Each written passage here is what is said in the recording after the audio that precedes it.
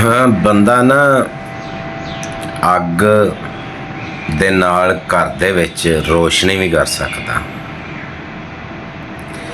ਇਸੇ ਹੀ ਅੱਗ ਦੇ ਨਾਲ ਬੰਦਾ ਸਰਦੀ ਵੀ ਦੂਰ ਕਰ ਸਕਦਾ। ਇਸੇ ਹੀ ਅੱਗ ਦੀ ਚੰਗਿਆੜੀ ਦੇ ਨਾਲ ਕਿਸੇ ਦਾ ਘਰ ਵੀ ਉਜਾੜ ਸਕਦਾ, ਸਾੜ ਸਕਦਾ। ਮਤਲਬ ਮੇਰਾ ਤੁਹਾਡੇ ਨਾਲ ਗੱਲ ਕਰਨ ਦਾ ਇਹ ਹੋਇਆ ਕਿ ਇੱਕ ਅੱਗ ਹੈ, ਇਹਦੇ ਨਾਲ ਅਸੀਂ ਕਿੰਨੇ ਕੰਮ ਕਰ ਸਕਦੇ ਹਾਂ। ਯਾਨੀ ਕਿ ਇੱਕ ਅੱਗ ਦੇ ਨਾਲ ਅਸੀਂ 3-4 ਕੰਮ ਕਰ ਸਕਦੇ ਹਾਂ। ਜੇ ਇਸੇ ਤਰ੍ਹਾਂ ਹੀ ਅਸੀਂ ਆਪਣਾ ਕਿਰਦਾਰ ਚੰਗਾ ਕਰੀਏ ਨਾ, ਵਕਾਰ ਚੰਗਾ ਕਰੀਏ, ਆਪਣੇ ਝੂਠ ਨੂੰ ਘੱਟ ਕਰੀਏ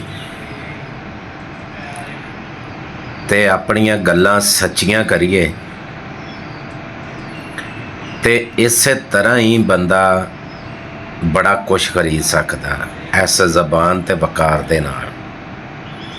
ਹੁਣ ਦੇਖੋ, ਅੱਗ ਚੰਗਾ ਕੰਮ ਵੀ ਕਰ ਸਕਦੀ ਆ, ਸਾੜ ਵੀ ਸਕਦੀ ਕਿਸੇ ਦਾ ਘਰ,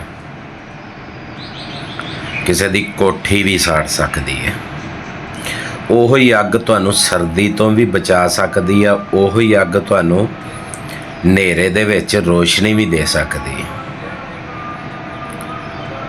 ਤੇ ਇਹ ਉਹਨਾਂ ਬੰਦਿਆਂ ਦੀ ਗੱਲ ਆ, ਗੱਲ ਥੋੜ੍ਹੀ ਜਿਹੀ ਕੌੜੀ ਵੀ ਆ, ਜਿਹੜੇ ਬੰਦੇ ਆਪਣੇ ਆਪ ਨੂੰ ਬੜਾ ਫੰਨੇ ਖਾਂ ਸਮਝਦੇ ਆ, ਆਪਣੇ ਆਪ ਨੂੰ ਬੜਾ ਬਹਾਦਰ ਸਮਝਦੇ ਆ।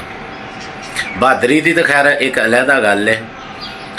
ਜਿਹੜੇ ਆਪਣੀ ਚਲਾਕੀ ਹੁਸ਼ਿਆਰੀ ਕਰਕੇ ਤੇ ਫਿਰ ਸੱਚੇ ਹੋ ਜਾਂਦੇ, ਇਹ ਉਹਨਾਂ ਬੰਦਿਆਂ ਦੀ ਗੱਲ ਹੈ।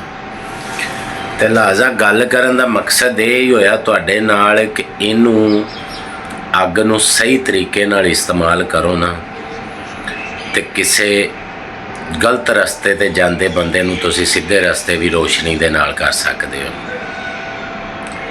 ਕਿਸੇ ਠਰਦੇ ਬੰਦੇ ਨੂੰ ਅੱਗ ਦਾ ਸੇਕਾ ਦੇ ਕੇ ਉਹਦੀ ਠੰਡ ਵੀ ਦੂਰ ਕਰ ਸਕਦੇ ਹੋ। ਤੇ ਮਕਸਦ ਗੱਲ ਕਰਨ ਦਾ ਤੁਹਾਡੇ ਨਾਲ ਇਹ ਹੋਇਆ ਕਿ ਹਮੇਸ਼ਾ ਕੰਮ ਉਹ ਕਰੋ ਜਿਹਦੇ ਵਿੱਚ ਦੂਸਰਿਆਂ ਦਾ ਭਲਾ ਹੋਵੇ, ਦੂਸਰਿਆਂ ਨੂੰ ਰਾਹਤ ਮਿਲੇ, ਸਕੂਨ ਮਿਲੇ, ਤੇ ਤੁਹਾਡੇ ਘਰ ਵੀ ਆਪੇ ਸਕੂਨ ਆ ਜਾਏਗਾ। ਤੇ ਜੇ ਤੁਸੀਂ ਬਗੈਰਤੀਆਂ ਕਰਨੀਆਂ, ਭੈਣ ਯੱਕੀਆਂ ਕਰਨੀਆਂ, ਤੇ ਉਹਨਾਂ 'ਚ ਆ ਕੇ ਫਿਰ ਆਪਣੇ ਘਰ ਦਾ ਵੀ ਸਕੂਨ ਬਰਬਾਦ ਕਰਨਾ ਤੇ ਕਿਸੇ ਦੇ ਘਰ ਦਾ ਵੀ ਕਰਨਾ, ਆ ਗਈ ਸਮਝ? ਤੇ ਉਮੀਦ ਆ ਗੱਲ ਮੇਰੀ ਤੁਹਾਡੀ ਸਮਝ 'ਚ ਆ ਗਈ ਹੋਣੀ ਆ ਚੰਗੀ ਤਰ੍ਹਾਂ। ਤੇ ਇਹਨੂੰ ਜਿਹੜਾ ਨਾ ਹੋਰ ਸੱਜਣਾ ਬੇਲੀਆਂ ਨਾਲ ਵੀ ਸ਼ੇਅਰ ਕਰੋ ਜਿੰਨੀ ਹੋ ਸਕਦਾ।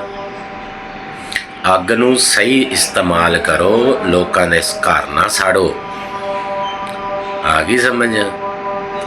ਜਦੋਂ ਤੁਸੀਂ ਲੋਕਾਂ ਦੇ ਘਰ ਸਾੜੋਗੇ ਨਾ ਤੇ ਇੱਕ ਚੰਗਿਆੜੀ ਉੱਡ ਕੇ ਤੁਹਾਡੇ ਘਰ ਵੀ ਆ ਸਕਦੀ ਹੈ, ਤੁਹਾਡਾ ਵੀ ਸੜ ਸਕਦਾ। ਕੀ ਸਮਝਦੇ ਹੋ? ਇਹ ਮਤਲਬ ਮੇਰਾ ਗੱਲ ਕਰਨ ਦਾ ਸੀ ਤੁਹਾਡੇ ਨਾਲ। ਤੇ ਉਮੀਦ ਆ ਗੱਲ ਤੁਹਾਨੂੰ ਬਹੁਤ ਚੰਗੀ ਲੱਗੀ ਹੋਏਗੀ ਤੇ ਬਿਹਤਰ ਵੀ ਲੱਗੀ ਹੋਏਗੀ। ਤੇ ਹੋਰ ਬੇਲੀਆਂ ਨਾਲ ਵੀ ਸ਼ੇਅਰ ਕਰੋ।